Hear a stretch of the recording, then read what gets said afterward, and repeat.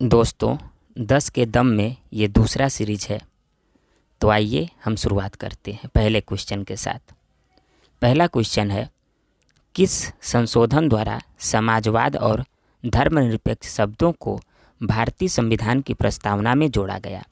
हम सभी जानते हैं कि 42वें संविधान संशोधन द्वारा हमारे संविधान में महत्वपूर्ण संशोधन किए गए, इसीलिए इसे लघु संविधान भी कहा जाता है और इसके माध्यम से हमारे संविधान के प्रस्तावना में समाजवाद, धर्मनिरपेक्ष और अखंडता शब्दों को जोड़ा गया। अमूमन जो धर्मनिरपेक्ष हम समझते हैं वह पंथ निरपेक्षता है। तो जरा शब्दों को गौर से पढ़िएगा, क्योंकि संविधान में शब्दों का महत्व होता है। पूरी की पूरी 42वें संविधान संशोधन डॉक्टर स्वर्ण सिंह समिति द्वारा ही उनके सुझाव पर ही संशोधन किया गया था, चाहे वो मौलिक कर्तव्य का मामला हो, चाहे प्रस्तावना में संशोधन का मामला हो, चाहे कई और बिंदुओं पर जहाँ भी संशोधन हुए हैं।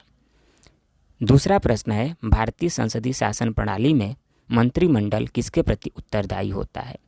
हम सभी जानते हैं कि संसदीय शासन प्रणाली में मंत्रिमंडल लोक सदन के प्रति, जनता के प्रति, निम्न सदन के प्रति उत्तरदायी होता है।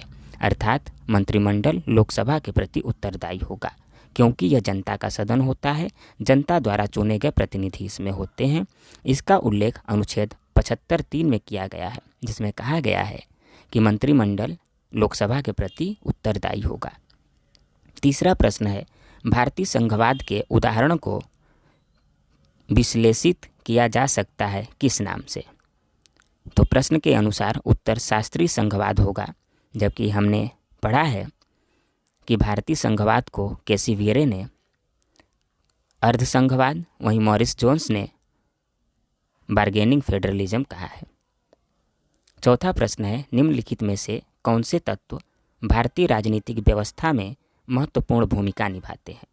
हम सभी जानते हैं कि भारतीय राजनीतिक व्यवस्था में जाति की अपनी भूमिका है, क्षेत्र की अपनी भूमिका है, धर्म की अपनी भूमिका है, जबकि राष्ट्रीय दृष्टिकोण की भूमिका नहीं हो पाती है, क्योंकि जाति, धर्म और क्षेत्र जो है पूरी राजनीति पर हावी रहते हैं और इन्हीं के माध्यम से चुनाव को साधने की कोशिश की जाती है।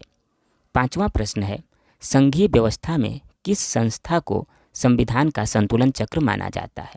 तो हम सभी जानते हैं कि संघीय व्यवस्था में संतुलन चक्र न्यायपालिका को माना जाता है, क्योंकि न्यायपालिका उन कानूनों को अवैध घोषित कर देती है जो संविधान के प्रतिकूल होते हैं, इसीलिए न्यायपालिका को संविधान का संतुलन चक्र कहा जाता है।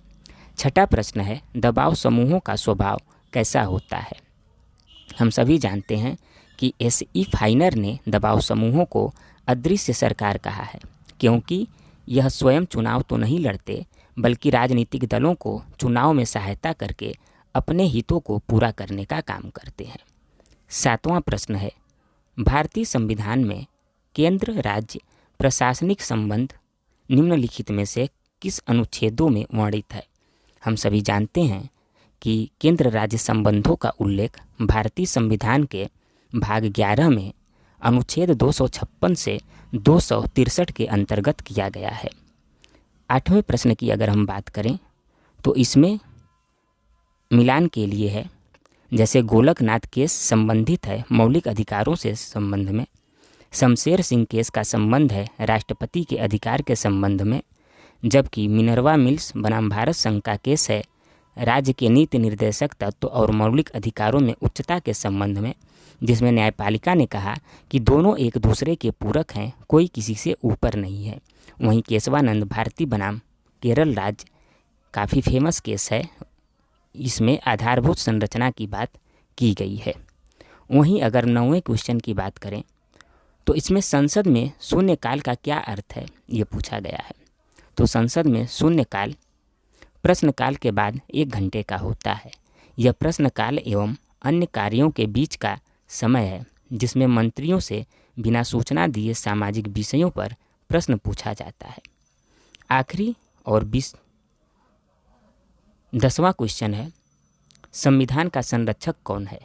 तो हम सभी जानते हैं, अभी हमने ऊपर चर्चा किया कि संघीय व्यवस्था का संतुलन चक्र किसे माना जाता है।